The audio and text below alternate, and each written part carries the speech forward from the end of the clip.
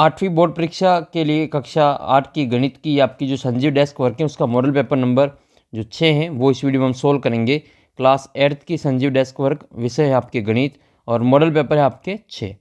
तो इस वीडियो में हम आपका जो छठा मॉडल पेपर वो सोल्व करने वाले हैं। इससे पहले मैंने 5 मॉडल पेपर अपलोड कर रखे, वो सारे वीडियो आपको प्लेलिस्ट में मिल जाएंगे। लिंक वीडियो के नीचे आपको डिस्क्रिप्शन बॉक्स में मिल जाएगा। और आपको ऐप के ऊपर मैंने टेस्ट भी डाल रखे, तो आप सामाजिक के, विज्ञान के, गणित के टेस्ट भी डाल रखें, तो आप ऐप पे जाके जो टेस्ट भी दे सकते हो वो आपके लिए बिल्कुल फ्री है। आपको मैथ्स में कोई भी समस्या हो किसी भी प्रश्नावली में, तो आप ये अपने व्हाट्सअप नंबर है उसका फ़ोटो खींचकर इस नंबर पे भेज देना, उसका सॉल्यूशन आपको वहाँ पे करवा दिया जाएगा। तो 80 नंबर का आपके पेपर आएगा और 2.5 घंटे का आपको समय मिलेगा। और आपके पहला जो प्रश्न होगा वो ऑब्जेक्टिव होगा, यानी कि अबरशब्द वाला मिलेगा। तो आइए पहला प्रश्न में देख लेते हैं। पहला प्रश्न आपका ये है कि परिमेय संख्याओं के लिए गुणात्मक तत्समक ज्ञात करना है। तो ये गुणात्मक तत्समक शब्द आपको याद रखना है। गुणात्मक तत्समक जो होता है वो क्या होता है, एक होता है। ये गुणात्मक तत्समक का मतलब क्या होता है, हमें एक ऐसी संख्या बतानी है जिसको किसी भी परिमेय संख्या से गुणा करने पर वही संख्या आ जाए। जैसे है a/b। अब a/b को किस संख्या से गुणा करें कि वापस a/b ही आ जाए, तो इसको हम गुणा करेंगे 1 से, तो वही नंबर आ जाएगा। तो वही नंबर लाने के लिए किससे गुणा किया, 1 से गुणा किया, तो इसीलिए हम 1 को क्या कहते हैं, गुणात्मक तत्समक कहते हैं। यही अगर आपके योज्य तत्समक पूछे, योज्य तत्समक, योज्य तत्समक का मतलब ये होता है कि ऐसी संख्या बतानी है जिसको किसी भी परिमेय संख्या में जोड़ने पर वही नंबर वापस आ जाए। जैसे a/b में क्या जोड़ें कि वापस a/b ही आ जाए, तो बस आपको कुछ नहीं जोड़ना है, यहाँ पे 0 जोड़ना है। तो योज्य तत्समक का मान कितना होगा, 0 होगा। ठीक है, ये आपको अच्छी प्रकार से याद रखनी है। गुणन तत्समक 1 होता है, योज्य तत्समक 0 होता है। अब योज्य तत्समक ज्ञात कैसे करते हैं, तो जो भी संख्या दे रखी है उसका चिन्ह बदल देते हैं। जो संख्या दे रखी है उसका चिन्ह बदल देते हैं। जैसे 3/4 का योज्य प्रतिलोम ज्ञात करना हो, तो हम क्या करते हैं, वो माइनस का 3/4 ले लेते हैं। ये तो योज्य प्रतिलोम हो गया। गुणन प्रतिलोम में क्या करते हैं, जो संख्या दे रखी है उसको उलट देते हैं, मतलब नीचे वाली ऊपर चली जाती है, ऊपर वाली नीचे आ जाती हैं। तो इसका गुणन तत्समक क्या, प्रतिलोम क्या हो जाएगा, 3/2 हो जाएगा। अगर निशान माइनस का है तो निशान माइनस का ही आएगा, प्लस का है तो प्लस का ही आएगा। निशान इसमें गुणन प्रतिलोम में नहीं बदलता है। अगला क्वेश्चन देखते हैं, क्वेश्चन नंबर 2। निम्न में से कौन सा एक चर वाला रैखिक समीकरण नहीं है।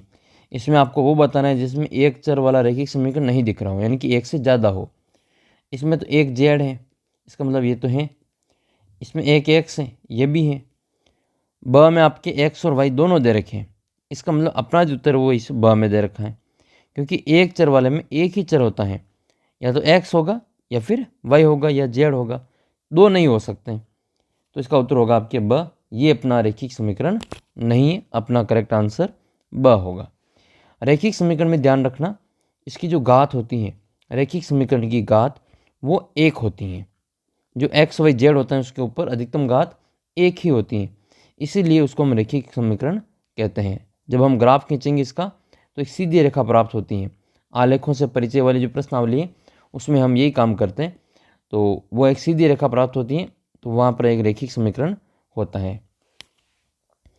अगला प्रश्न आपकी तीसरा ये कि एक उत्तल बहुभुज में भुजाओं की संख्या 8 है, तो उसके कोणों के मापों का योगफल ज्ञात करना है। तो उत्तल बहुभुज क्या होता है, पहले तो आपको ये जानकारी होनी चाहिए। उत्तल बहुभुज में जो भी आकृति होती है, बहुभुज होता है, उसके सारे विकर्ण उसके अंदर वाले भाग में ही स्थित होते हैं, कोई भी विकर्ण उसके बाहर नहीं निकलता है।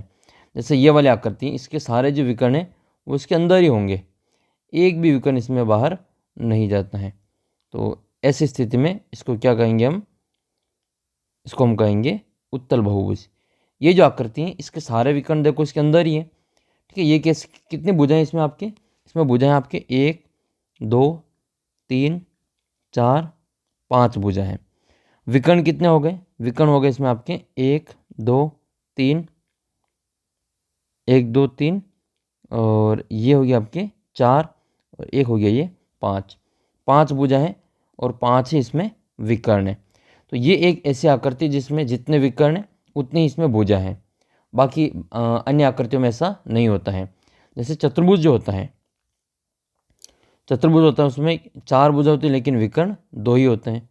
पंचभुज में आपके 5 विकर्ण होते हैं और 5 ही भुजा होती हैं, याद रखना है।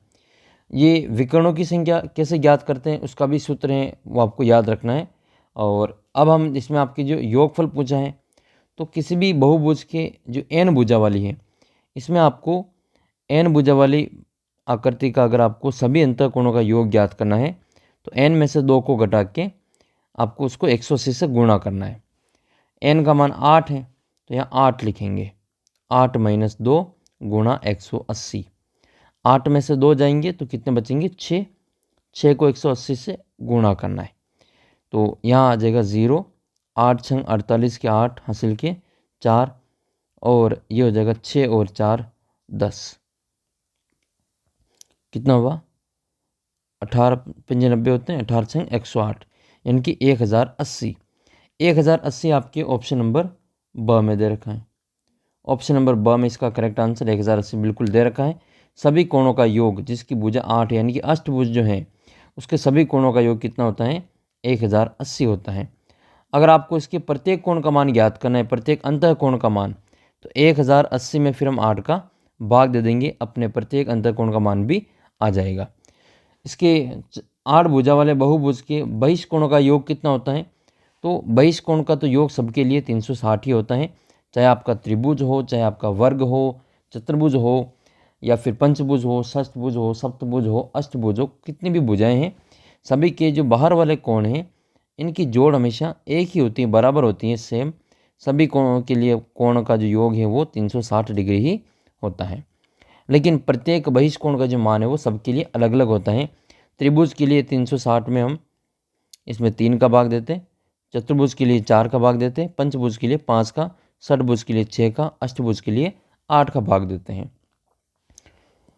अगला प्रश्न देखो, चौथा क्वेश्चन। चौथा क्वेश्चन आपका ये है जिसमें आपको ये पूछा है कि किस संख्या का वर्ग में इकाई के स्थान पर 6 आएगा। ध्यान रखना कुछ नंबर ऐसे हैं जिसमें उसका वर्ग और उसके संख्या का जो इकाई का अंक है वो सेम होता है।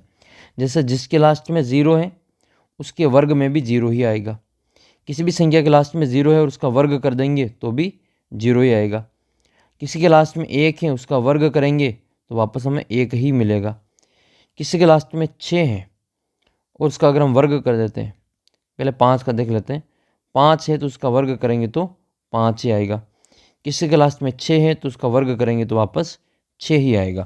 तो ध्यान रखना 1 के लास्ट में 1 ही आता है, 5 के लास्ट में 5 ही आता है, 6 के लास्ट में वापस 6 ही आते हैं। जैसे उदाहरण के लिए मान लो 11 है तो 11 का वर्ग 121 ही आता है, वापस 1 ही आएगा लास्ट में। ठीक है, मान लो 15 है तो 15 में 225, 15 में 5 है इकाई का अंक, 225 में भी 5 है। मान लो 25 है तो 625, वापस 5 5 दोनों तरफ मिल जाएंगे। जैसे 16 के उदाहरण लेके देखते हैं, जैसे 6 है तो 6 का क्या हो जाएगा, 36 हो जाएगा। 16 का क्या होगा, 256 होगा। तो कुछ अंक ऐसे हैं ये 1 0 और 5 और 6 जो वर्ग में भी और संख्या में भी इनका इकाई का अंक सेम रहता है। बाकी बचे हुए हैं उनका भी देख लेते हैं। तो अगर किसी भी संख्या के लास्ट में जैसे कोई संख्या जैसे 2 है तो उसका वर्ग करेंगे, उसका जो इकाई का अंक है वो कितना आएगा, 4 आएगा। और किसका आता है लास्ट में 4, जो 8 है 8 का वर्ग करते हैं तो भी इसका इकाई का अंक 4 ही आता है। 8 का 64 होता है तो लास्ट में 4 आएगा, 2 का तो वापस 4 ही आएगा। और इसमें देख ले तो 3 का और एक ही आपके 3 का कितना होता है, 9, 3 का कितना होता है 9, और 7 का भी कितना होता है, लास्ट में 9 ही होता है, 7 7 49 के 9। तो ये कुछ जो संख्या है वो आपको अच्छी प्रकार से याद रखनी है। एक तो आपके 2 8 3 7, 2 8 3 7 अगर किसी के हैं तो उसका जो इकाई का अंक है 2 8 वाले का 4 आएगा और 3 7 वाले का 9 आएगा। एक आपके इसमें 6 वाला का देख लेते हैं, जिसके लास्ट में मान लो 4 है तो 4 का होता है 4 चौक 16 का 6 और 36 का भी 6 ही आता है। ठीक है, 4 चौक 16 का 6। तो ये कुछ नंबर हैं जो आपको इकाई के ओर पे देखने को मिलते हैं। ठीक है। कि इनकी जोड़ कितनी हो रही है, 10 हो रही है। तो 9 है तो 9 का तो वापस 1 ही आएगा, 9 में 81 और 1 का 1 ही आएगा। अब ऐसा कौन सा नंबर है जो इकाई के स्थान पे नहीं आता है? देखो इसमें आपको एक तो 2 नहीं मिलेगा, एक आपको 3 नहीं मिलेगा। तो जिसके लास्ट में 2 हैं, जिसके लास्ट में 3 है, एक आपको इसमें 7 नहीं मिलेगा, एक आपको इसमें 8 नहीं मिलेगा। जिस संख्या का इकाई का अंक 2 हो, अगर 3 हो, 7 हो या 8 हो, ये अगर कोई संख्या की इकाई के रूप में दे रखे हैं तो वो संख्या किसी का भी वर्ग नहीं होगी, क्योंकि ये किसी के वर्ग में लास्ट में नहीं आते हैं। तो ये 6 किसके स्थान पे आते हैं? या तो किसी के लास्ट में 4 है तो 6 आएगा, या फिर 6 है तो 6 ही आता है। तो इसका उत्तर हो जाएगा आपके 24। अगला प्रश्न है 242 के घन में इकाई का अंक क्या होगा? अब इसके 242 का घन करना है, यानी कि 242 को 3 बार गुणा करना है। 242 इंटू 242 इंटू 242। अगर ऐसे गुणा करने बैठोगे तब तक तो आपका जो आधा समय वो इस गुणे करने में ही निकल जाएगा। तो फिर इसका उत्तर कैसे निकालेंगे? आपको कुछ नहीं करना है, जो संख्या दे रही है 242, 242 और 242, इनका इकाई का अंक उठा लेना है। इधर से 2, 2 और ये 2, इनको गुणा कर दो, आंसर आ गया 2 गुणा 2 गुणा 2, 2 दूनी 4, 4 दूनी 8। 8 कहाँ दे रखा है? 8 आपके ऑप्शन नंबर द में दे रखा, तो बस यही अपना क्या है, आंसर होगा। अगला क्वेश्चन देखते हैं, छठा, 10 मीटर का 10 किलोमीटर से अनुपात ज्ञात करना है। तो पहले तो आपके दोनों सेम होने चाहिए। अगर ये मीटर में है तो ये भाई साहब भी मीटर में होने चाहिए, ठीक है। अगर ये किलोमीटर में होता तब तो डायरेक्ट ही लिख लेते हैं। तो एक तो मीटर में और एक किलोमीटर में, तो पहले इस किलोमीटर वाले को मीटर में चेंज करेंगे। तो 1 किलोमीटर में कितने मीटर होते हैं? 1 किलोमीटर में मीटर होते हैं आपके 1000।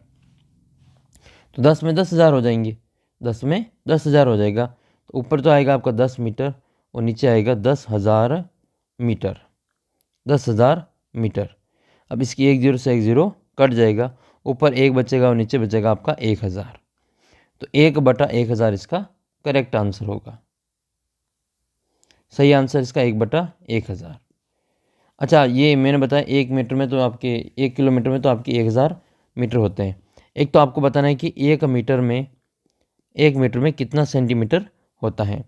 एक आपको बताना है कि 1 दर्जन में कितनी वस्तुएं होती हैं।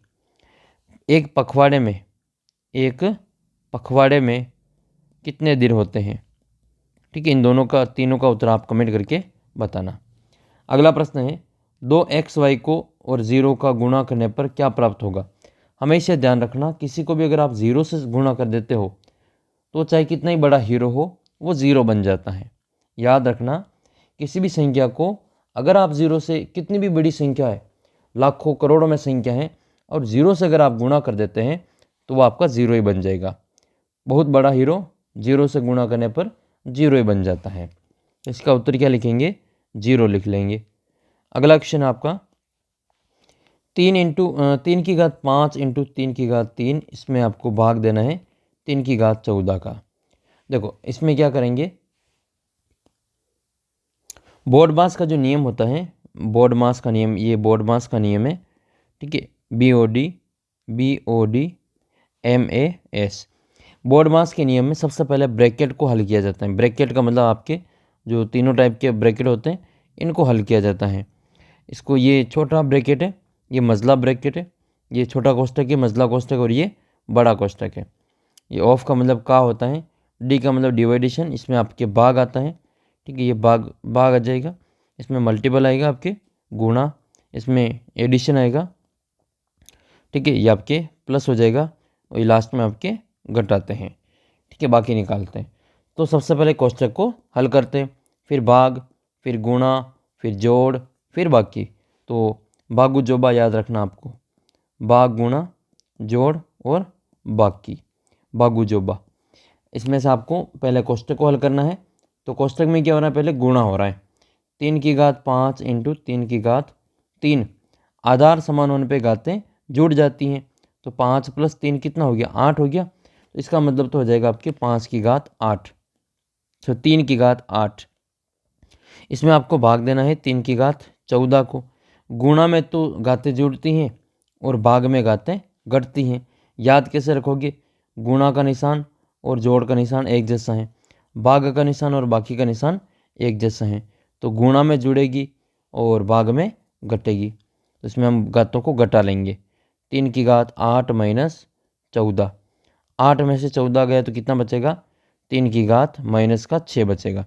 किसी भी संख्या के ऊपर घात अगर माइनस में है, अगर इसको हम प्लस में बदलेंगे तो इसको नीचे ले जाना पड़ेगा, 1 के बट्टे में ले जाना पड़ेगा। तो जैसे ही 1 के बट्टे में ले जाएंगे तो ये वाली जो माइनस की घात है वो ऐसे प्लस में बदल जाएगी। तो जैसे 3 की घात माइनस का 6 है तो ये कितना हो जाएगा? 1/3 की घात प्लस का 6 होगा। तो 1/3 की घात 6 कहाँ दे रखा है? 1/3 की घात 6 ये आपके ऑप्शन ब में दे रखा है। तो बस यही अपना फाइनल आंसर होगा। अगला क्वेश्चन है अति लघुत्रात्मक प्रश्न। अब तक जो क्वेश्चन किए हमने 8 क्वेश्चन किए, वो एक एक नंबर का 8 क्वेश्चन पूछा जाएगा। इसकी मैंने आपको एक पूरा वीडियो बना रखा है, ये टेस्ट का बना रखा है, टेस्ट दे देना आप ऐप पे जाके, काफ़ी फ़ायदा आपको ऐप में मिलने वाला है। तो आप ऐप को ज़रूर डाउनलोड कर लेना। आपको ऐप का लिंक वीडियो के नीचे डिस्क्रिप्शन बॉक्स में मिल जाएगा, आप वहाँ से इसको डाउनलोड कर सकते हैं। साथ ही आप प्ले स्टोर पर सीधा ही जाके सर्च करेंगे तो भी आपको ये ऐप मिल जाएगा। 9वां प्रश्न आपके पहली प्रश्नावली से आएगा। परिमेय संख्याओं के लिए योग साहचर्य का नियम लिखना है। अब परिमेय संख्याओं के लिए योग साहचर्य नियम इस प्रकार से लिखना आपको, जैसे मान लो 3 संख्या हैं, a, b और 3, मान लो ये संख्या है। अब इनके लिए योग साहचर्य का नियम क्या होता है वो हम लिख लेते हैं। योग साहचर्य का नियम, योग साहचर्य के नियम में क्या होता है? साहचर्य का मतलब एसोसिएट। आप किन्हीं दो का पहले जोड़ करेंगे और तीसरी का जो बाद में कर लेंगे। जैसे ए और बी को पहले जोड़ लो, जो उत्तर है उसमें सी को जोड़ लो। जैसे ये वाला a प्लस बी, ये पहले जोड़ेंगे तो इसको पहले कोष्टक में बंद करेंगे, प्लस बाद में जोड़ेंगे सी को। या यूँ भी तो हो सकता है कि इस बी और सी को पहले जोड़ लो और ए को बाद में जोड़ देंगे, तो ये भी हो सकता है। तो ये हो जाएगा आपका, ए को बाद में जोड़ेंगे और बी और सी को पहले जोड़ लेते हैं। तो ये जो नियम है ए प्लस बी, ये इसका पूरे पहले ये करेंगे फिर सी को जोड़ेंगे, या फिर पहले ए बी सी को जोड़ो बाद में ए को जोड़ो, तो इनकी जोड़ बराबर आती है। तो ये किस नियम के अनुसार आती है? योग का साहचर्य नियम के अनुसार आती हैं। आपको गुणन का पूछे इसमें तो आपको गुणन में कुछ नहीं करना है, ये जो प्लस है वहाँ पे गुणा कर देना है। a इंटू बी इंटू सी हो जाएगा बराबर में a इंटू बी इंटू सी। ये गुणन वाला है नीचे वाला। ये आपके योग वाला पूछे तो आपको इसमें योग वाला ये लिखना है, गुणन वाला पूछे तो आपको ये वाला नियम याद रखना है। एक आपको नियम याद रखना है क्रम विनिमय। क्रम विनिमय, क्रम विनिमय में क्या होता है? जैसे 2 नंबर है ए और बी, तो ए में चाहे बी को जोड़ो या फिर बी में ए को जोड़ो, इनके क्रम बदलने से, यानी कि ए की जगह बी को लिखने से और बी की जगह ए को लिखने से इनकी जोड़ में कोई परिवर्तन नहीं आता है। उदाहरण के लिए 3 में 4 जोड़े या 4 में 3 जोड़े, दोनों के उत्तर तो 7 ही आने। तो ऐसे इनका क्रम बदलने से आंसर में कोई परिवर्तन नहीं होता है। तो इस नियम को कहा जाता है क्रम विनिमय नियम, कम्यूटेटिव प्रॉपर्टीज़ को कहा जाता है। तो ये नियम आपको अच्छे प्रकार से याद रखना है। अगला क्वेश्चन आपका है 10वां। 10वें प्रश्न में आपने ये समीकरण देख रखी है। ये समीकरण है 2y प्लस 5/3 बराबर 26/3 माइनस y। इसको आपको हल करना है। तो पहले आपको इस समीकरण को वापस लिखना है। 2y प्लस 5/3 बराबर 26/3 और माइनस में y। पहला काम तो आपको ये करना है कि चर को एक तरफ ले जाना है और अचर वाले को दूसरी तरफ एक शिफ्ट करना है। तो ये इसमें y है तो इसको y की तरफ ले आएंगे, और ये जो आपका अचर है 5/3 इसको 26/3 की तरफ ले जाएंगे। तो पहला काम हम ये करते हैं, फिर जोड़ बाकी करके इसको हल किया जाएगा। 2y प्लस के रहेंगे, ये y इधर आ जाएगा, तो माइनस का है इधर आएगा तो ये प्लस का बन जाएगा, बराबर ये 26/3 पहले से है, इसमें से हम ये वाला हटा देंगे, इधर से प्लस का है उधर जाएगा तो माइनस में चला जाएगा, तो ये प्लस का इधर आएगा तो माइनस में 5/3 आ जाएगा। अब आपको क्या करना है, इनका एलसीएम लेके इनकी जोड़ बाकी करनी है। इधर y और 2y को जोड़ेंगे तो 2y और 1y कितना y हो गया, ये 3y हो गया। इसमें इनका लघुत्तम एलसीएम लेके इनकी घटाव करेंगे। तो इसमें आपको घटाव करना है तो एलसीएम कितना आएगा, सेम ही आएगा 3, तो 3 आ जाएगा इसमें। इस 3 का भाग देंगे 3 में, एक बार जाएगा, 1 को 26 से गुणा करेंगे तो 26 आएगा। जब नीचे संख्या सेम हो तो इनका एलसीएम लिख के ऊपर वाले को डायरेक्ट ही जोड़ बाकी कर सकते हैं, आंसर वही आएंगे। 3 का भाग 3 में एक बार, 1 को 5 से गुणा करेंगे तो 5 आ जाएगा।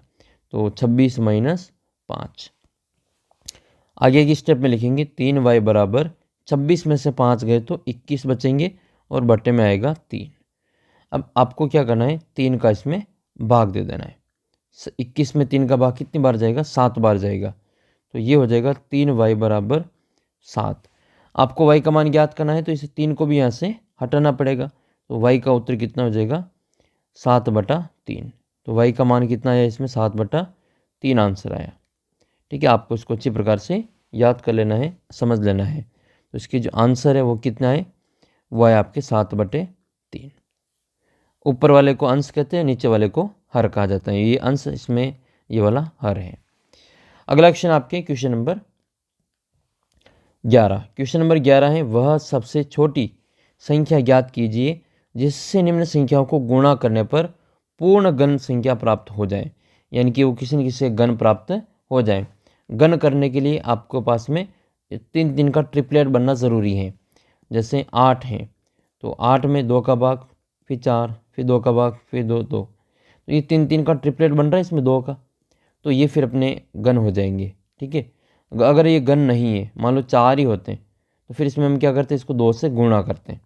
4 को भी 2 से गुणा करते हैं और यहाँ पे 2 से गुणा कर लेते हैं, इनका जोड़ा बन जाता। और ये 4 दूनी 8 का घन कितना, 8 का घनमूल कितना हो जाता, 2 हो जाता। तो ऐसे आपको गुणनखंड करके चेक करना है कि कौन सी संख्या ऐसी है जिसको गुणा करने पर इसके जोड़े पूरे बन जाएंगे 3 के। तो वो हमें भी सोल्व करके देख लेते हैं।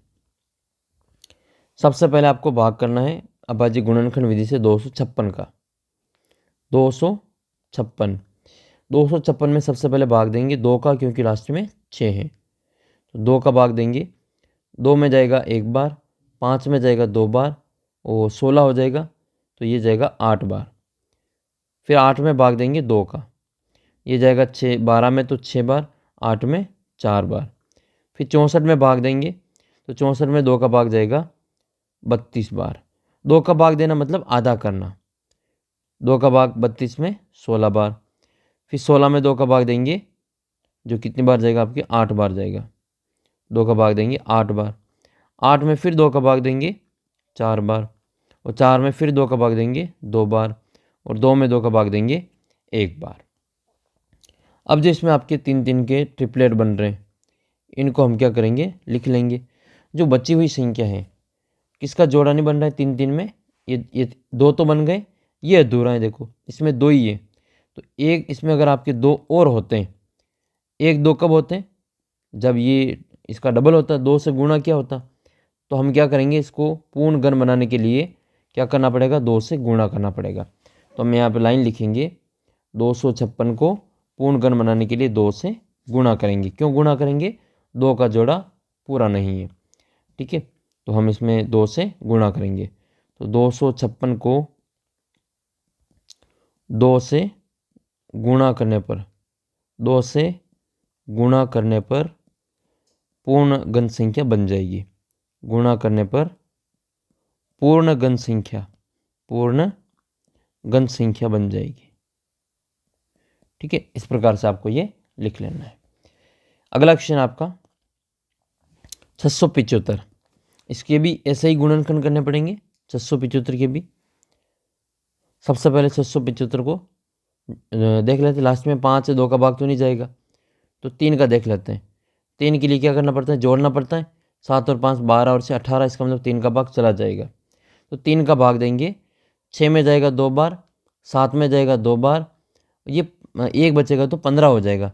15 में 3 का भाग जाएगा 5 बार। अब क्या करना है, अब आपको 225 में देना है। वापस इसमें 3 का भाग चला जाएगा, 2 2 4, 4 और 5 9 हो रहे हैं, तो 3 का भाग चला जाएगा। 7 बार जाएगा, 15 बचेंगे तो 5 बार चला जाएगा। फिर 25 में 3 का भाग जाएगा 75 में 3 का भाग जाएगा 25 बार। अब आपका इसमें 25 में जो 3 का भाग नहीं जाता है तो हम भाग देंगे इसमें 5 का, तो 5 बार जाएगा, फिर 5 में 5 का 1 बार जाएगा। तो यहाँ पर किसका जोड़ा पूरा बन रहा है? इन 3 का तो पूरा बन रहा है, 5 का नहीं बन रहा है। हम क्या करेंगे, यहाँ पे 675 को पूर्ण घन बनाने के लिए किससे गुणा करेंगे? 5 से गुणा करेंगे। 5 से गुणा करेंगे। 5 से गुणा क्यों कर रहे हैं, 3 से क्यों नहीं कर रहे? क्योंकि 3 का तो जोड़ा पूरा बना हुआ है, 3 का। 5 का जोड़ा पूरा बना हुआ नहीं है, तो हम इसको 5 से गुणा करेंगे। तो ऐसे आपको जो पूर्ण घन बनाने के लिए पूछे तो 3 के जोड़े बना लेना, जो बची हुई संख्या है उनका जोड़ा पूरा करने के लिए उसी से गुणा करके देख लेना।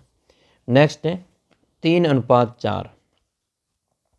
इसको आपको अनुपात को प्रतिशत में बदलना है। कुछ नहीं करना है, इसमें आपकी जो अनुपात दे रखा है इसको बट्टे में बदल देना है। तो ये 3:4 है, इसको लिखेंगे 3/4। अब प्रतिशत में बदलना है तो इसको 100 से गुणा करेंगे। अब कट जाएगा ये, 4 के पार से काट दो, 4 एकम 4, 4 दूनी 8, 2 बचेंगे 20 हो जाएंगे, 4 पंजे 20। तो ये 25 बार कट जाएगा 100। कौन बच रहा है? 3, तो गुणा कर लेंगे 3 × 25 को। 25 तिया कितने होते हैं? 75। अपना उत्तर कितना आएगा? 75% आ जाएगा। वो उम्मीद करता हूँ ये वाला जो सवाल है आपको समझ में आ गया होगा, और मैं आपको देता हूँ उसका उत्तर, आप कमेंट करके बताएंगे। जैसे संख्या है हमारे पास में 3/2। इस 3/2 को आपको प्रतिशत में बदल के लिखना है। ठीक है, 3/2 को प्रतिशत में बदल के लिखना है। एक और देता हूँ 1/8। इस 1/8 को भी प्रतिशत में बदल के लिखना है। Next question number 13। 13वें क्वेश्चन में आपको सत्य असत्य कथन बताना है और उसके सामने टिक का निशान लगाना है। 5 की घात 0 + 4 की घात 0 + 3 की घात 0, इसका मान शून्य होता है। कभी नहीं होता इसका मान ऐसे शून्य, क्योंकि किसी भी संख्या की घात अगर 0 है तो उसका जो उत्तर आता है वो हमेशा 1 होता है।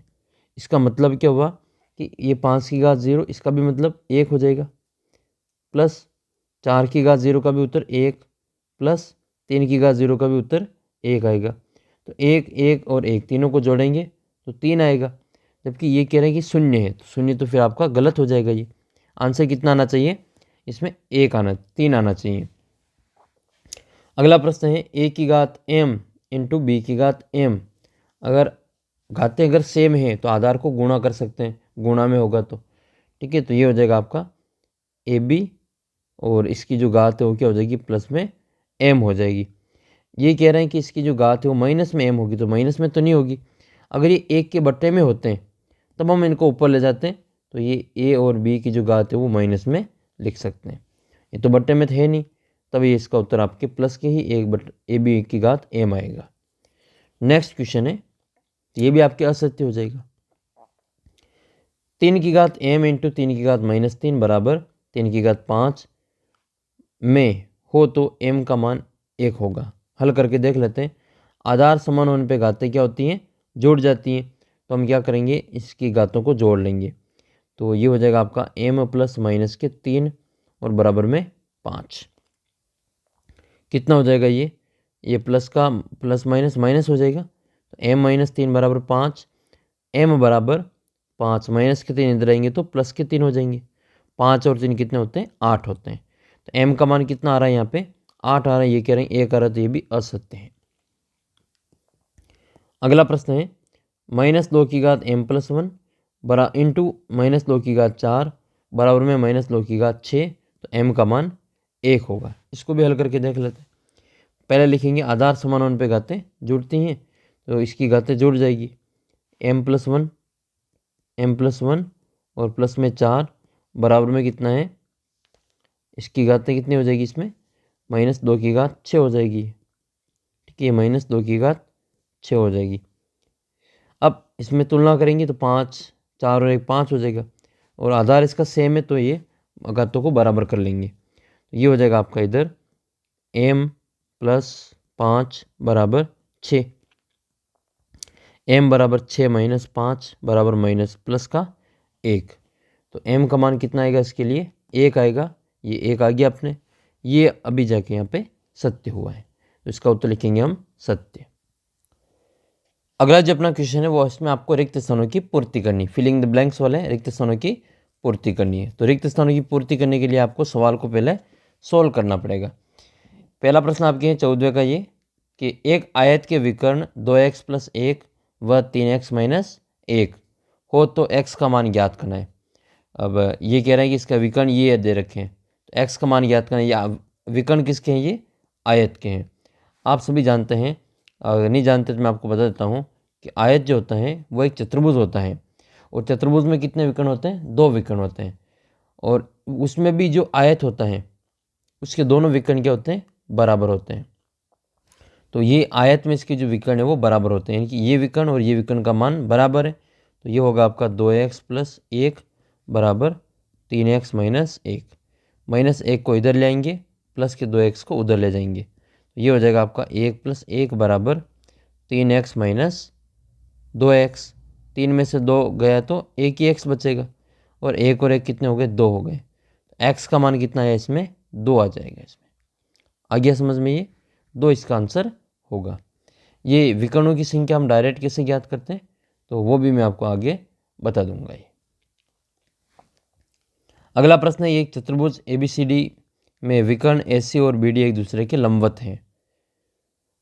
तो ABCD किस प्रकार का चतुर्भुज है? वो वर्ग है या समांतर चतुर्भुज? तो अभी जो बनाया मैंने वो तो आयत था, लेकिन ये वाली जो आकृति वो आपके समांतर चतुर्भुज की बनती हैं। इसके विकर्ण कभी भी जो बराबर नहीं होते हैं, ठीक है, इसके विकर्ण बराबर नहीं होते हैं, लेकिन बराबर भागों में बांटते ज़रूर हैं। ये तो है आपका समांतर चतुर्भुज। एक होता है वर्ग। वर्ग जो होता है जिसकी चारों भुजाएं बराबर हो, ऐसा आकृति जिसकी चारों भुजाएं बराबर हो, या ऐसा चतुर्भुज जिसकी चारों भुजाएं बराबर हो, वर्ग कहलाता है।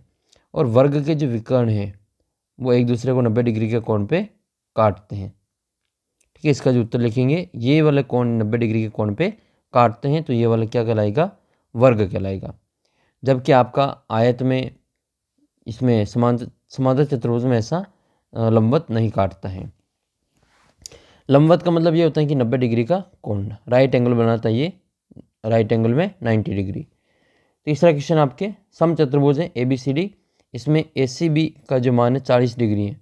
आपको ADB का मान ज्ञात करना है, यानी कि उसके लगातार कोण को ही ज्ञात करना है। इसमें देखो, कोई भी चतुर्भुज है, ठीक है, समचतुर्भुज है चाहे कोई दूसरा चतुर्भुज है, इसमें जो 2 लगातार कोण होते हैं, आसन कोण, इनका जो जोड़ है वो हमेशा 180 डिग्री के बराबर आता है। ये मान लो समांतर समचतुर्भुज है, तो इसके 2 कोण दे रखें ABC और D। ये A और इसमें एक तो C का दे रखा है, ये रहा C का, इसमें B का दे रखा है ADB। तो पहले हम इसमें देख लेते हैं, ये ACB है, तो इसमें AC यहाँ लगा लेते हैं और B यहाँ लगा लेते हैं, ACB। और तीसरा है आपका ADB, ये AD और B, तो ये दोनों क्या है? आमने सामने के कोण है, तो आमने सामने के कोण बराबर होते हैं, ठीक है। इसमें आपकी क्या हो जाएगा? बराबर हो जाएगा। लेकिन ये क्वेश्चन थोड़ा सा आपके जो अधूरा दे रखा है, इसमें देखो क्वेश्चन आपके समचतुर्भुज देखे, ये आमने सामने के जो कोण है वो बराबर होते हैं, तो ये वाला कोण भी आपके 40 ही होना चाहिए। या फिर ये अगर लगातार दे देता कि एक C के साथ में D, तो फिर हम इसको 180 में से घटाते हैं, फिर इसका उत्तर 140 आता। तो फिलहाल के लिए सवाल को हम ये भी एंड करते हैं। अगला सवाल देखते हैं। 14 का चौथा सवाल है, एक चतुर्भुज के चारों कोणों का अनुपात दे रखा है, सबसे बड़े कोण का माप ज्ञात करना है। कुछ नहीं करना है, इन सभी को जोड़ के आपको चतुर्भुज के चारों कोणों का योग कितना होता है? 360, तो 360 में भाग दे देना है। तो इनकी जोड़ कितनी हो जाएगी? इनकी जोड़ हो जाएगी ये 3 और 7, कितने हो गए? 3 और 7 10, 10 और 9 19, 19 और 5 24 हो जाएंगे। इन सभी के साथ में x ले लेंगे, तो ये 24x हो जाएगा, ठीक है। 24x बराबर 360, तो x बराबर कितना होगा? 360 और बटे में 24। इसको हम काट देंगे 12 के पार से, 12 एकम 12, 12 दूनी 24 और 12 तिया 36। x का मान कितना आएगा? 30 में भाग देंगे 2 का, तो 15 आंसर आएगा। x बराबर कितना है, 15 है। x बराबर 15 है तो आपको क्या करना है, इसमें जो बड़ा मान कितना है, ये 3x है, ये 9x है। बड़ा कौन होगा, 9 वाला बड़ा होगा, तो 9 को गुणा करेंगे 15 से। 15 में कितने होते हैं, 135 होते हैं। इसका उत्तर कितना आएगा, 135 डिग्री आएगा। आपको पूछे कि इसमें सबसे छोटा कोण कितने डिग्री का बनेगा, तो वो आप मुझे कमेंट करके बताना। इसमें सबसे छोटा कोण कितने डिग्री का बनेगा इस चतुर्भुज में, जिसका कोणों का अनुपात 3, 5, 7 और 9 दे रखा है। सबसे बड़ा कोण इसमें आपके 135 डिग्री का है। आपको इसमें सबसे छोटा कोण निकाल के बताना है। अगला प्रश्न आपके 15वां, जिसमें आपको खंड को मिलान करनी है। ये लंबाई, चौड़ाई और ऊंचाई दे रखी है, इधर इनका आयतन दे रखा है। देखो ये आयतन आपको घनाभ वाली प्रश्नावली में भी आएगा, तो वो हम देख लेते हैं। इसमें जो घनाभ का आयतन होता है, घनाभ का आयतन, वो लंबाई, चौड़ाई और ऊंचाई तीनों को गुणा कर लेते हैं। घनाभ का आयतन होता है लंबाई गुणा चौड़ाई और गुणा ऊंचाई, बस ये आयतन का सूत्र होता है। और अगर घन का आयतन है तो घन का आयतन तो मैंने पिछले वीडियो में आपको समझाया था, वो आप कमेंट करके बताना कि घन के आयतन का सूत्र क्या होता है। घन का आयतन और एक आपको घन का संपूर्ण पृष्ठीय क्षेत्रफल, दोनों के उत्तर आप कमेंट करके बताना है। घन का आयतन क्या होता है और घन का संपूर्ण पृष्ठीय क्षेत्रफल भी क्या होता है। आयतन ज्ञात करना है तो तीनों को गुणा करेंगे, लंबाई, चौड़ाई इंटू ऊंचाई को। तो ये देखो आधार समान होने पे घातें जोड़ जाएगी, तो 1 की घात 1, 2, 3, 3 और 4 7 हो जाएगी। इसमें कहीं पे भी अगर 1 की घात 7 है तो वो अपना उत्तर है। यह 1 की घात 7 इसका आंसर होगा। फिर संख्या को भी गुणा करके देख लो, 5 तिया 15, 15 7 105, मतलब सही है। अगला प्रश्न आपके पी क्यू और आर तीनों अलग अलग है, तो पी क्यू आर वापस आ जाएगा। पी क्यू आर ये दे रखा आपकी पी क्यू आर, तो ये इसका करेक्ट आंसर होगा। संख्या को गुणा करेंगे, 2 चौक 8, 8 और 8 गुणा करेंगे तो 64। अगली सवाल आपके 15वें का तीसरा, एक्स वाई 2x² 2xy²। इसमें आपको x कितने दिख रहे हैं, गुणा करेंगे तो जुड़ेगा ये घातें। x की घात 1, 2, 3, 3, 1, 4, तो x की घात 4 इसका आंसर होगा। x की घात 4 ये दे रखा है, बस इसको इससे मिलान कर लेना है। बचा हुआ ABC, एक A, एक B और एक C और 2 3 6, तो 6 ABC इसका आंसर होगा। C में इसका करेक्ट आंसर, D का जो करेक्ट आंसर है वो 3 में मिल जाएगा। अगला प्रश्न आपके ये क्वेश्चन नंबर 16। 360 व्यक्तियों के समूह में 3 ऋतुओं वर्षा, सर्दी और गर्मी में अपनी मनपसंद ऋतु के लिए मतदान करने को कहा गया और निम्न आंकड़े प्राप्त चित्र में दर्शाए गए हैं। तो आपको इनका जो एक प्रत्येक त्रिज्य खंड का केंद्रीय कोण है ज्ञात करना है कि ग्रीष्म का कितने का कोण बनेगा, वर्षा का कितने का बनेगा और शीत ऋतु का कितने का कोण बनेगा। फिर इसमें टोटल कितना है, 360 है, और यहाँ इनकी जोड़ करेंगे तो भी 360 हो जाएगा। तो पहले हम ग्रीष्म ऋतु का जो त्रिज्य खंड का कोण है वो ज्ञात करते हैं। तो ग्रीष्म ऋतु के त्रिज्य खंड का कोण, ग्रीष्म ऋतु के त्रिज्य खंड का कोण, त्रिज्य खंड का कोण, त्रिज्य खंड का कोण कितना हो जाएगा, ये जितना कोण दे रखा है ग्रीष्म ऋतु का, वो कोण ज्ञात करने के लिए जितना मान है वो ऊपर लिखेंगे। ग्रीष्म ऋतु में मतों की संख्या 90 बटे कुल कितने मत हैं 360, और इसको गुणा भी किससे करना है, अब कोण में बदलेंगे तो कोण में बदलने के लिए इसको गुणा करेंगे 360 से। यहाँ पर ये कोण है और यहाँ पर ये मतदान के लिए व्यक्तियों की संख्या है 360। अगर यहाँ पे 720 होता है तो हम यहाँ पे कितना लिखते हैं 720 लिखते हैं, लेकिन ये 360 यहाँ पे फिक्स है, ये फिक्स 360 यहीं पे आएगा गुणा में, इसको याद रखना है। 360 से 360 कट गए, आंसर बचेंगे अपने 90 डिग्री। ऐसे ही आपको वर्षा ऋतु के लिए ज्ञात करना है। तो वर्षा ऋतु के त्रिज्य खंड का केंद्रीय कोण, या वर्षा ऋतु के, यह आएगा वर्षा ऋतु के त्रिज्य खंड का कोण, त्रिज्य खंड का कोण। तो त्रिज्य खंड का कोण ज्ञात करने के लिए वर्षा ऋतु में कितने व्यक्तियों ने वोट दिया 120, तो ऊपर जाएगा 120, नीचे 360 टोटल है, 360 इंटू कोण, तो 360 से गुणा करेंगे, कट जाएगा इनमें 360 से 360, बचेगा अपना उत्तर 120 है। लास्ट है शीत ऋतु के लिए 150, तो शीत ऋतु के लिए यहाँ लिख लेंगे शीत ऋतु के लिए त्रिज्यखंड का कोण, शीत ऋतु के त्रिज्यखंड का कोण वो कितने 150 है, तो यहाँ लिखेंगे ऊपर 150 बट्टे में 360 इंटू कोण 360। इसमें 360 से 360 कट जाएगा और बचेगा 150 डिग्री। अब आपके पास में तीनों ही कोण आ गए, ग्रीष्म, वर्षा और शीत ऋतु। अब इसका आपको जो पहला काम तो हो गया, प्रत्येक का केंद्रीय कोण ज्ञात कर लिया। इस सूचना को दर्शाने के लिए एक पाई चार्ट खींचिए। पाई चार्ट खींचने के लिए आपके पास में जो एक वृत्त लेना है और इन कोणों को इस वृत्त में बना लेना है एक लाइन खींच के। तो सबसे पहले तो हम लेते हैं इसमें एक वृत्त, कोई सा भी एक नॉर्मल त्रिज्या से वृत्त बना लेना है। बीच में इसका जो सेंटर ले लेना है ओ। अब इस ओ से चारों ओर दूरी वो बराबर है। पहला लिखेंगे हम इसमें ग्रीष्म ऋतु का कोण 90 डिग्री है, तो एक लाइन आपको यहाँ पे खींच लेनी है, ठीक है, पहले से। ठीक है, अब आपको क्या करना है, ये जो लाइन आपने खींची ओ ए, इस ओ ए लाइन पर आपको 90 डिग्री का कोण बनाना है जो ग्रीष्म ऋतु के लिए आया था। तो यहाँ पर 90 का कोण मतलब एल बनाना है, तो ये यहाँ से ये मिलान कर लेंगे, ये 90 डिग्री। ये कितने का कोण है, ये 90 डिग्री का कोण हो जाएगा। सेकंड वाला कितना है 120 का, तो देखो 90 का तो ये हो गया और इधर कितना बच रहा है 90 बच रहा है, तो फिर 90 और कितने जोड़ेंगे 120 हो जाएंगे तो 30 हो जाएगा। तो लगभग जो इसका कोण है वो ये वाला बन जाएगा। ये 90 का कोण है। वैसे इसमें इस प्रकार की आकृति 90 की होती है। ये आपके 120 का है, जो बचा हुआ है वो 150 का है, 150 का है। अब इसमें ग्रीष्म, वर्षा और शीत को लिख लेंगे। ये तो है आपके ग्रीष्म, ये वर्षा और ये शीत ऋतु।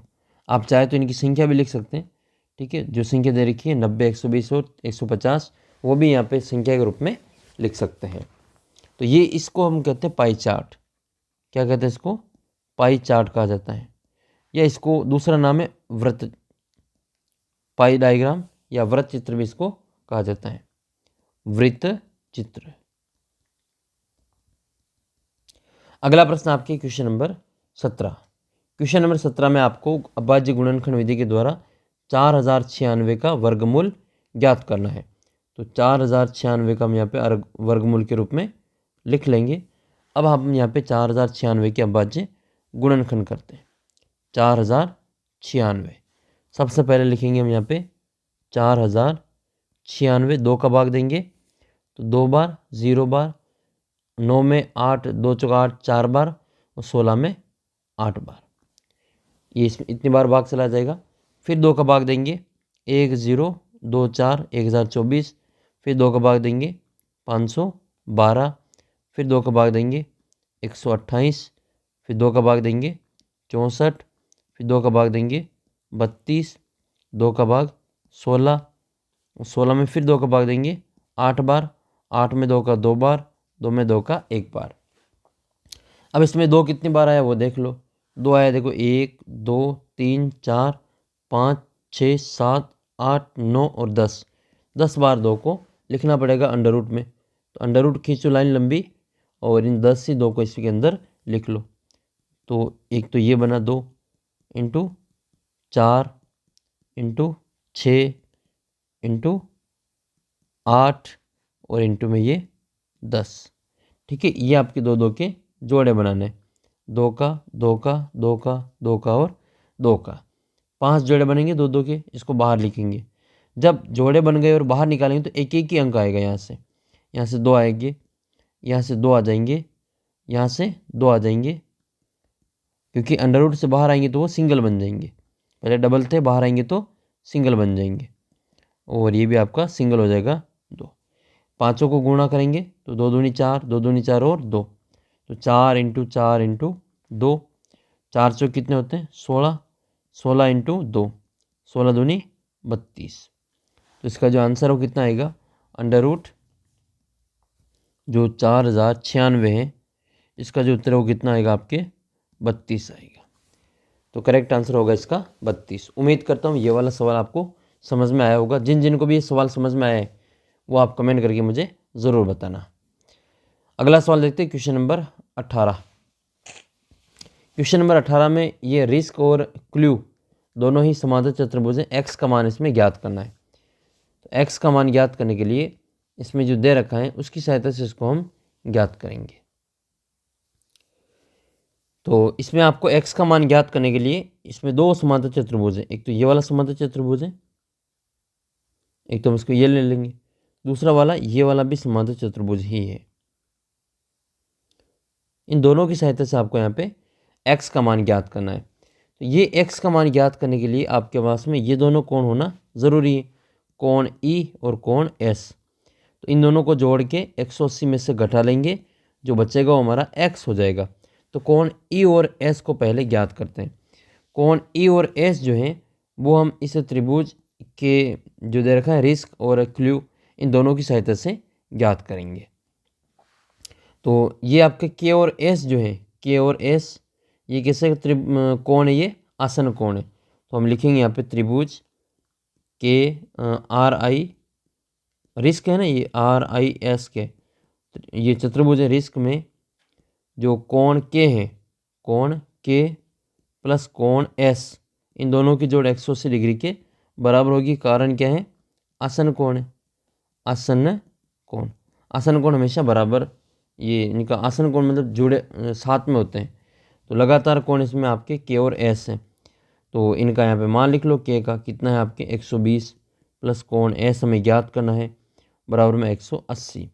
तो कोण S बराबर 180 प्लस के 120 इधर आएंगे तो माइनस का 120। तो कोण S बराबर कितना आएगा आपके 60 डिग्री आ जाएगा। अभी हमने कोण S का मान ज्ञात कर लिया। अब हम देखेंगे जो हमारा दूसरा चतुर्भुज है, ठीक है, समांतर चतुर्भुज, समांतर चतुर्भुज, ये भी समांतर चतुर्भुज है, या लिखेंगे समांतर चतुर्भुज।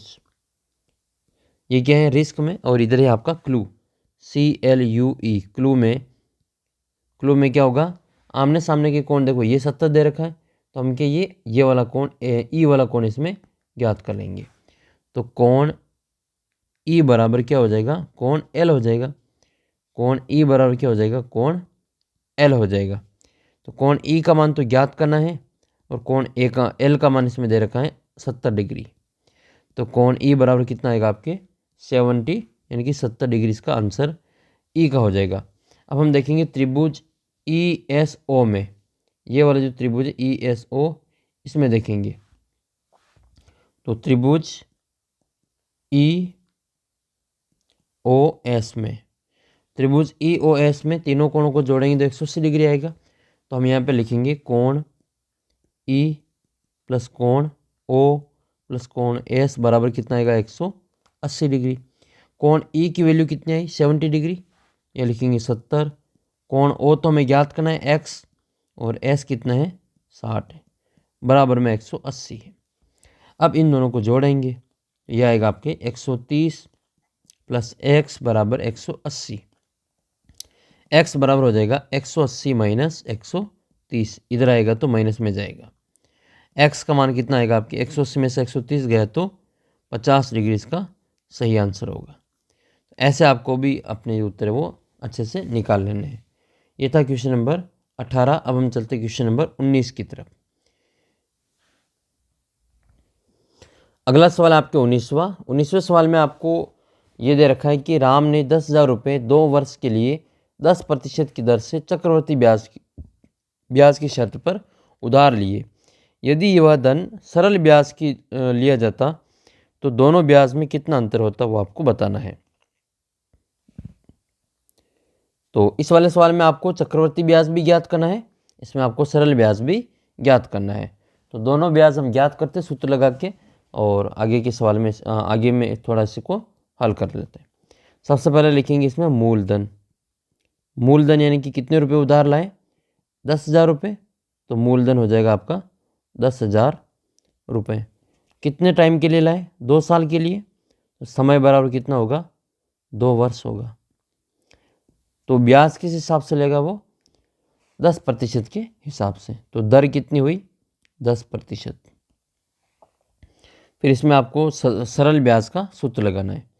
सरल ब्याज का सूत्र क्या होता है, यहाँ लिखेंगे हम इसमें सरल ब्याज। सरल ब्याज का सूत्र होता है मूलधन इंटू समय मूलधन इंटू समय इंटू दर, और बट्टे में कितना आएगा इसके 100 आएगा।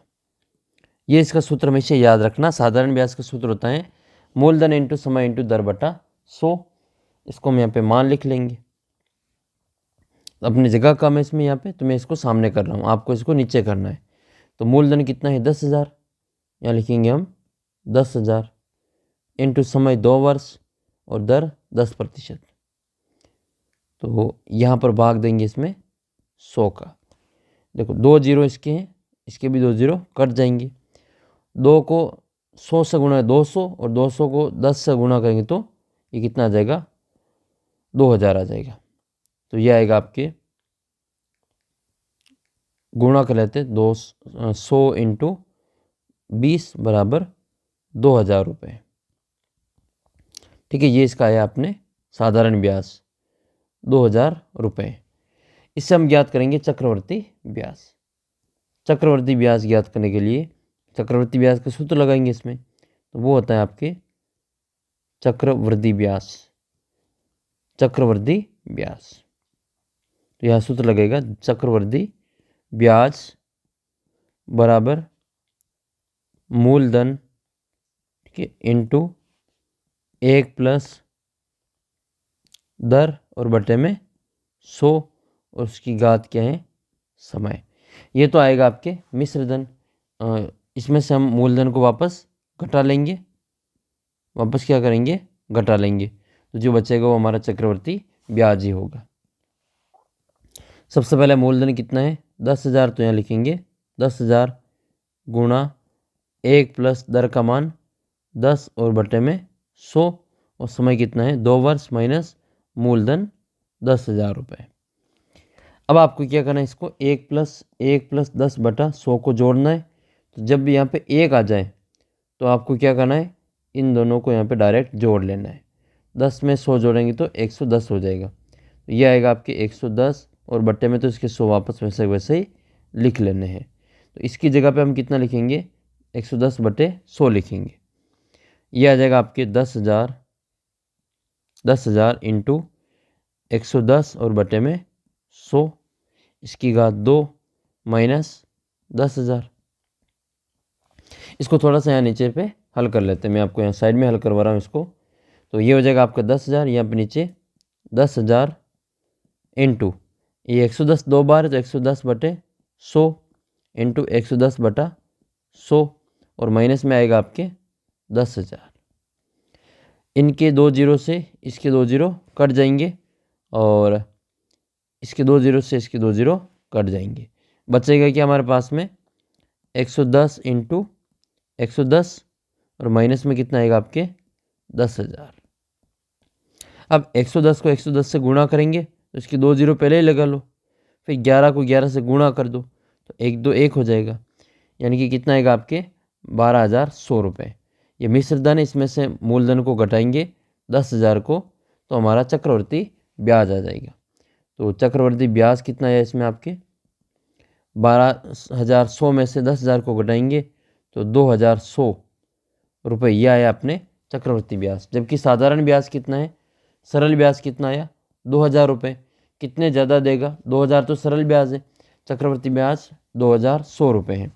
तो अंतर कितने आएगा इसमें, अंतर ज्ञात करना है तो अंतर ज्ञात करने के लिए बड़ी संख्या में से छोटी संख्या को घटा लो। तो यह आ जाएगा आपके चक्रवर्ती ब्याज माइनस सरल ब्याज। ठीक है, ये सरल ब्याज है। चक्रवर्ती ब्याज कितना है 2,100 रुपये, इसमें से सरल ब्याज कितना है 2,000 रुपये, घटा लेंगे तो 2,100 में से 2,000 को घटाएंगे तो अंतर कितने का आएगा आपके 100 रुपये का अंतर आएगा इसमें। तो उम्मीद करता हूँ ये वाला सवाल भी आपको अच्छी प्रकार से समझ में आया होगा। नहीं समझ में आया हो तो वीडियो को थोड़ा पीछे ले जाकर वापस देख लेना, समझ में अच्छी प्रकार से आ जाएगा। ये अगला सवाल हम सोल्व करते हैं। तो इसका ये तो भी हम मिटा देते हैं क्योंकि क्वेश्चन नंबर 20 हमें वापस यहीं पे करना है। तो क्वेश्चन नंबर जो 20 है वो ये है कि रश्मि के पास है जो एक सड़क का मानचित्र है, एक सड़क का मानचित्र है जिसके पैमाने पर 1 सेमी की जो दूरी है वो 18 किलोमीटर है।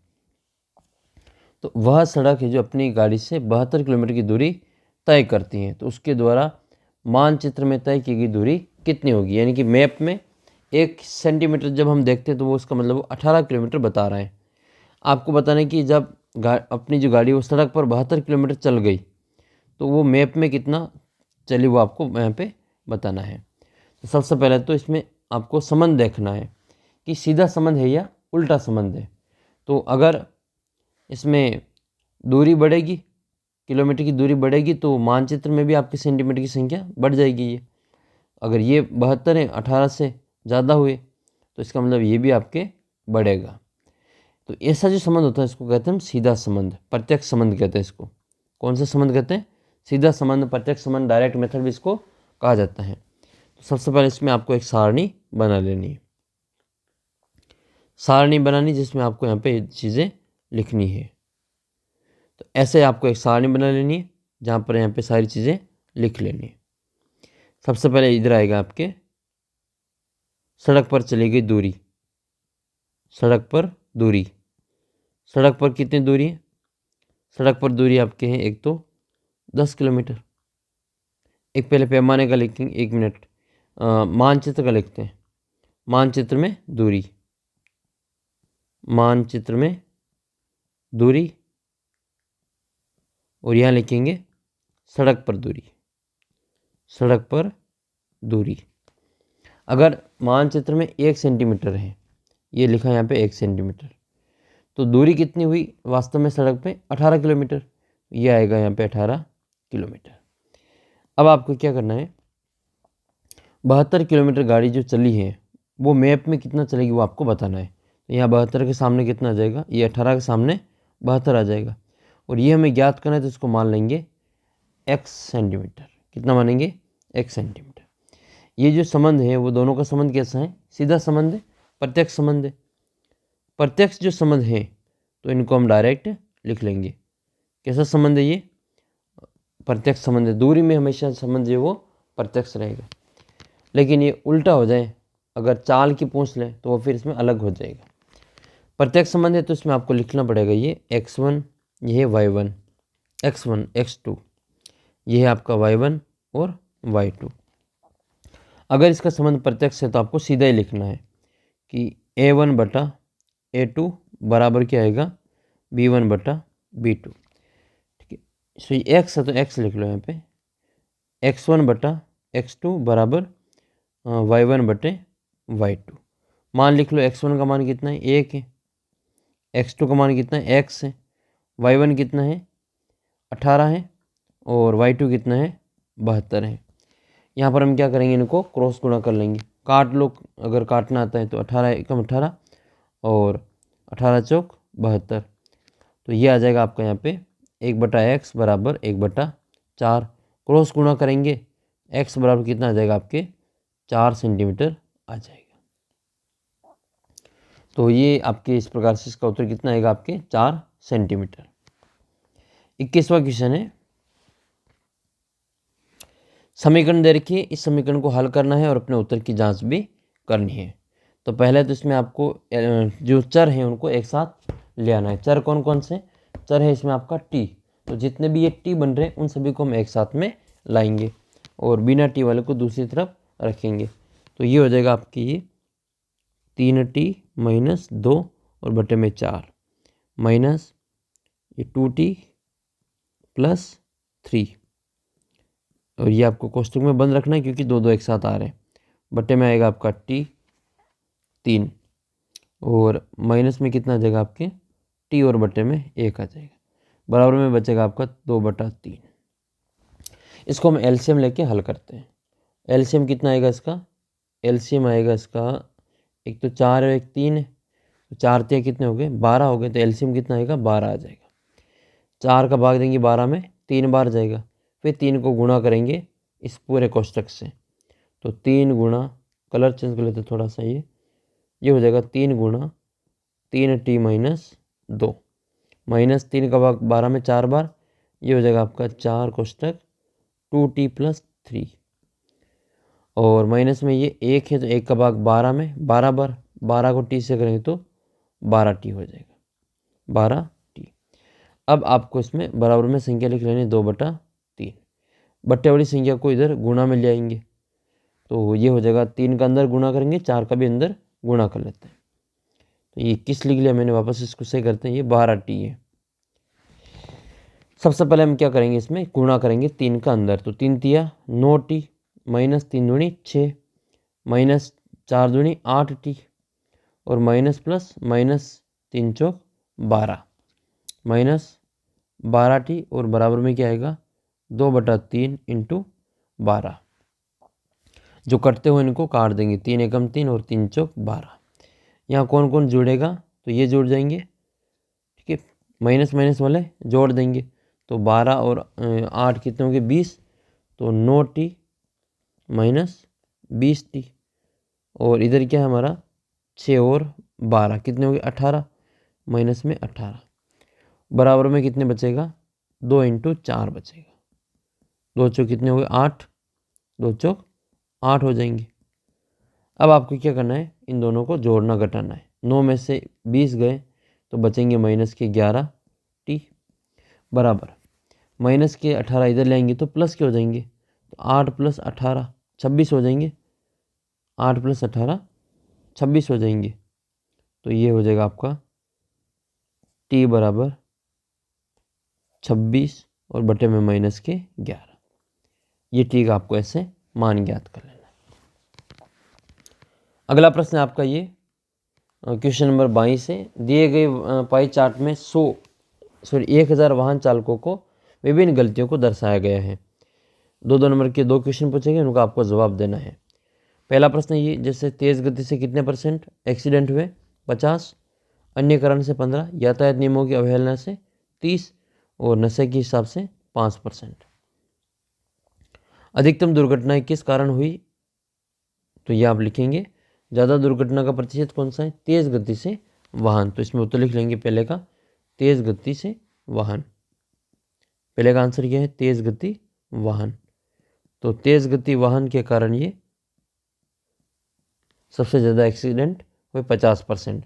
कितनी हुई, तो टोटल जो है उसका 50% ज्ञात करेंगे, ठीक है। यानी कि 1000 का 50% कितना हो जाएगा, ये 1000, यानी इसको साइड में कर लेते हैं नीचे, ये आ जाएगा यहाँ पे 1000 इंटू 50 और बटे में 100। इसके दोनों जीरो से इसके दोनों जीरो कट जाएंगे, बचेगा हमारा 10 इंटू 50, जो कितना हुआ 500 हो गए, ठीक है। वैसे ही 1000 का जो 50% आधा कितना होता है 500 ही होता है। अगला आपकी ये है कि यातायात नियमों की अवहेलना करने से कितनी दुर्घटनाएं हुई, 30% है। तो सेकंड में जो 1000 उसका 30% याद करेंगे। 1000 का 30%, यह आएगा आपके 1000 इंटू 30 और बटे में 100। 2 जीरो से इसके 2 जीरो कट जाएंगे, बचेगा इधर 10 इंटू 30, जो कितना हुआ 300 हो गया। तो ये आपके हैं यातायात नियमों की अवहेलना करने के कारण दुर्घटनाएं 300। अगला जो क्वेश्चन आपकी 23वां क्वेश्चन है। अब आपके निबंधात्मक 8 नंबर के 3 क्वेश्चन पूछे जाएंगे, 8, 24, 25 और 23, 24 और 25। इसमें आपको क्या करना है, गुणनखंड करना है, इसमें आपको भाग करके बताना है। तो कोई से भी आपको जो दोनों अथवा में से एक करके हल कर लेना है। तो ये तो आपको मैंने करवा रखे गुणनखंड वाले, तो हम ये वाले कर लेते हैं भाग करने वाले। तो भाग करने के लिए क्या करेंगे, जैसे पहला है हमारे पास में 28x⁴, इसमें आपको भाग देना है 56x। तो ये कट जाएगा यहाँ पे, ठीक है, इसको हम काट लेंगे। तो या तो आप डायरेक्ट काट दो 28 से 56 को, या फिर इसको 2 के पार्ट से काट दो। तो 14 से काट देते हैं, 14 दूनी 28 और 14 चौक 56। 2/4 x⁴, ये कटेगा आपके ऊपर 2 एक बार और नीचे 4 2 बार। 1/2 x⁴ इसके, अच्छा ये x भी तो है, तो x इसमें से कम हो जाएगा, तो x कितना बचेगा आपके 3 ही बचेगा। तो 1/2 x⁴ इसका आंसर होगा। सेकंड नंबर है -36 y⁴ और बटे में है आपके 9 y⁴। सही व्यवस्थित ढंग से इसको करेंगे तो उसके गुणनखंड करेंगे 36 के और 9 के, फिर जो सेम होगा उसको काट देंगे। डायरेक्ट तरीका ये है कि 9 के बार से 36 कटेंगे 4 बार, तो ये हो जाएगा आपका -4। और y की घात इधर 2 है, इधर 3 है, तो सेम घातें जो भाग होता है उसमें घट जाती हैं। तो y की घात कितनी बचेगी, 3 में से 2 जाएगा तो 1 ही बचेगा। यही इसका आंसर है। 66, इसमें आपको 11 का भाग देना है। तीसरे में 66 PQ² R³ इसमें भाग देना है 11 QR² का। अब 11 के पार से तो कट जाएंगे 66, कितने बार कटेंगे, 6 बार। एक Q से एक Q कट जाएगा, R² से एक R रहेगा। इसमें आंसर आएगा 6 PQ और R। बस ये इसके आंसर हो जाएंगे। लास्ट है इसका ये 34 x की घात 3, यहाँ कर लेते इसको 34 x की घात 3, y की घात 3 और z की घात 3 है। इसमें भाग देना है 51 का। 51 x y² z की घात 3 कट जाएंगे ये 17 दूनी 34 और 17 तिया 51, तो उत्तर आएगा आपके 2/3। x यहाँ पे 1 है, यहाँ पे कम हो जाएगा, x की घात 2, y 3 है, इधर 2 है तो 1 ही बचेगा। z 3 है और तीनों में से 3 चले जाएंगे तो यहाँ पे z नहीं बचेगा। तो ये इसके फाइनल आंसर आपको लिख लेना है। फिर आपके अगला सवाल है 24वां, जो या तो घन और घनाभ का या फिर बेलन का प्रस्तुत क्षेत्रफल आयतन का क्वेश्चन आएगा यहाँ पे, या फिर इसके अथवा में आपको जो क्षेत्रमिति का प्रश्न पूछा जाएगा। तो मैं इस वीडियो में आपको क्षेत्रमिति वाला क्वेश्चन सोल्व करवा देता हूँ। इसमें दे रखा है कि एक समलंब चतुर्भुज का जो क्षेत्रफल है वो 34 है, एक भुजा 4 है, सॉरी उसकी ऊंचाई है जो वो 4 सेंटीमीटर है। तो समांतर भुजाओं में एक भुजा की लंबाई 10 है, तो दूसरी भुजा की लंबाई ज्ञात करनी है। कुछ नहीं करना, आपको सूत्र लगाना है और मान लिख लेना है। तो यहाँ पर हम क्या करेंगे, इसका जो समलंब चतुर्भुज उसका क्षेत्रफल का सूत्र लगाएंगे। समलंब चतुर्भुज, समलंब चतुर्भुज का क्षेत्रफल क्या होता है, ये 1/2 गुणा समांतर भुजाओं का योग, समांतर भुजा का योग इनटू ऊंचाई या उनके बीच की दूरी। ऊंचाई लिखिए, यहाँ पर ऊंचाई दे रखी 4, तो हम यहाँ लिख लेंगे ऊंचाई। इसको इंग्लिश में भी याद रखना 1/2 और कोष्टक में a+b और इंटू में h। ये 34 जो है वो इनका क्षेत्रफल है। तो क्षेत्रफल बराबर कितना है 34, a बराबर कितना है 10 और b का मान हमें ज्ञात करना है, b का मान हमें ज्ञात करना है। और इसमें h का मान दे रखा है, कितना दे रखा है 4 सेंटीमीटर। सभी के मान इसमें लिख लेते हैं। क्षेत्रफल की जगह लिखेंगे आपको 34, तो यहाँ आ जाएगा आपके 34 बराबर 1/2 a+b। ठीक है, ये आपका बराबर में लिखेंगे। तो 34 बराबर 1/2, a का मान कितना 10 प्लस b इंटू h का मान कितना है 4। 2 के बार से ये 4 कटेंगे 2 बार। अब ये 2 है इसको हम बराबर से इधर लेंगे, भाग में आ जाएगा। तो ये आएगा आपके 34/2 बराबर 10 प्लस b। ये 2 का भाग दे देंगे, 34 में 17 बार जाएगा, 17 बराबर 10 प्लस b। b का मान ज्ञात करें तो प्लस के 10 को इधर लेंगे, तो 17 - 10 बराबर क्या बचेगा b। तो b का मान कितना है इसमें 17 सेंटीमीटर। ठीक है, इसका उत्तर आ जाएगा 17। सेकंड वाला है आपके, इसमें आपको समलंब चतुर्भुज के अगला जो सवाल है वो है कि समलंब चतुर्भुज के आकार का एक खेत है ABCD। इसके बाड़ की लंबाई 120 है। बाड़ का मतलब ये चारों ओर जो दे रखा है ABCOD, ये टोटल मिला के कितना है 120 है। और ABC बराबर कितना है 48 है। ये BC बराबर कितना है 48 और CD बराबर है आपके 17 और AD बराबर है 40। आपको इस खेत का क्षेत्रफल याद करना है।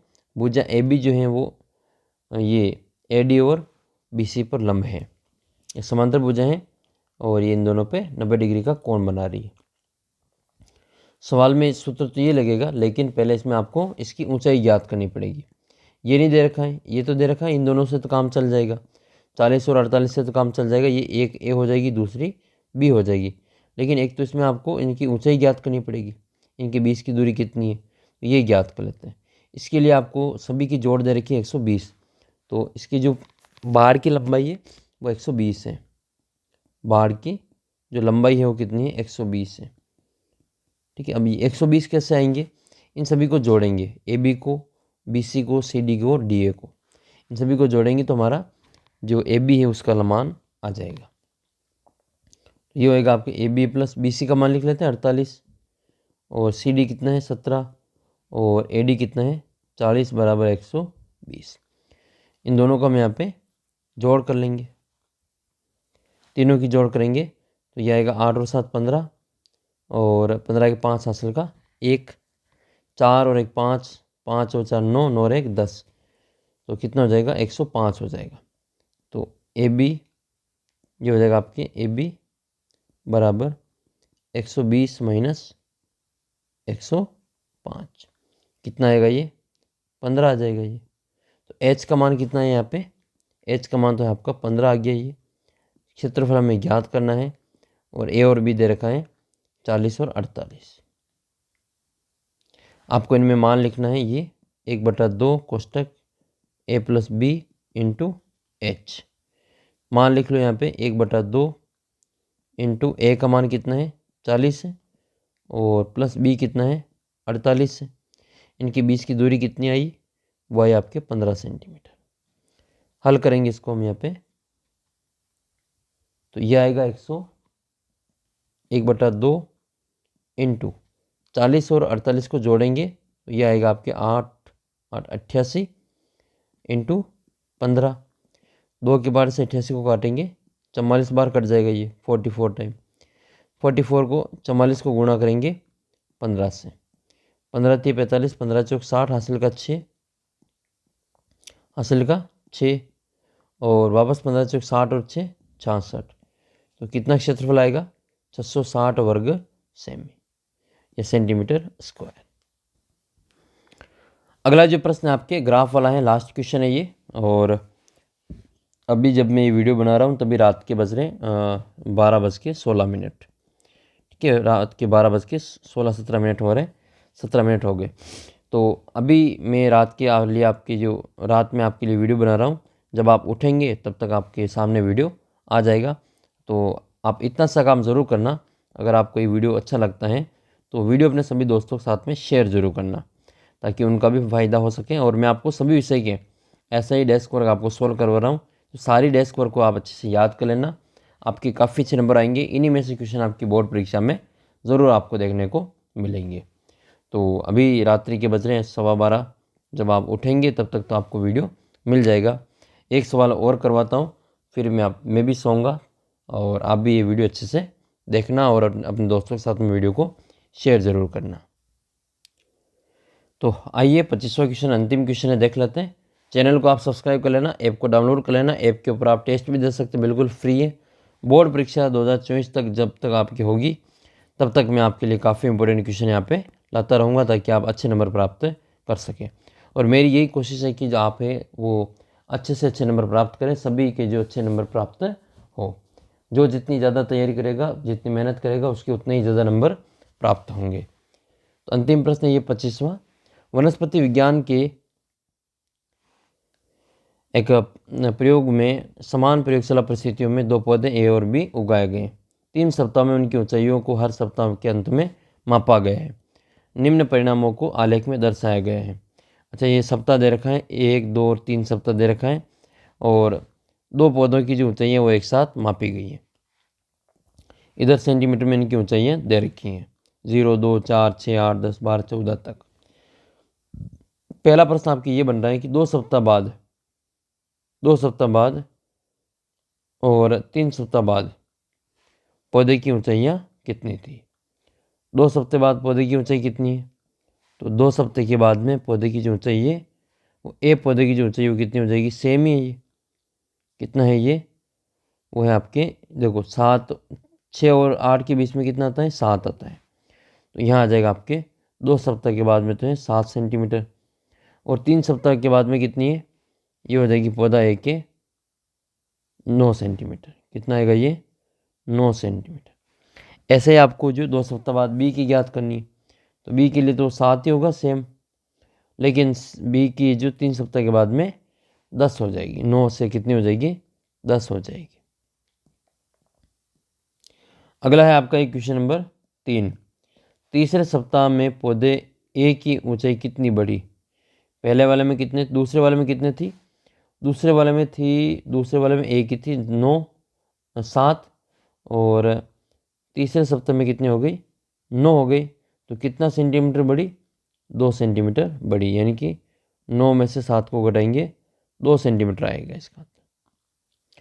अगला प्रश्न है दूसरे सप्ताह के अंत से तीसरे सप्ताह के अंत तक पौधे बी की ऊंचाई कितनी बढ़ी? दूसरे में कितनी थी? 7 थी और तीसरे में कितनी होगी? 10। तो 10 में से 7 को घटा लेंगे, बी का भी आंसर आ जाएगा 3 सेंटीमीटर। किस सप्ताह में पौधे की ए की जो ऊंचाई वो सबसे अधिक बढ़ी? इसमें सबसे ज़्यादा बढ़ी, तो सबसे ज़्यादा जो बढ़ी वो हम देख लेते हैं। जैसे यहाँ पर कितना है? ए का जो मान है वो यहाँ पर जो है आपका 1, यहाँ पर है आपका 7 और यहाँ पर है आपका 9। तो किस में ज़्यादा बढ़ी? 1 से डायरेक्ट 7 बनी, तो इसमें कितने का अंतर है? 6 का अंतर है। और ये 7 से 9 में 2 का अंतर है। तो ज़्यादा कौन से सप्ताह में बढ़ी? एक सप्ताह के बाद में। ठीक है, इसका उत्तर लिखेंगे हम एक सप्ताह के बाद, यानी कि 1 और 2 के बीच में। किस सप्ताह में पौधे बी की ऊंचाई सबसे कम बढ़ी? सबसे कम किस में बढ़ी वो देखना है, तो वो हो जाएगा आपके तीसरे सप्ताह में।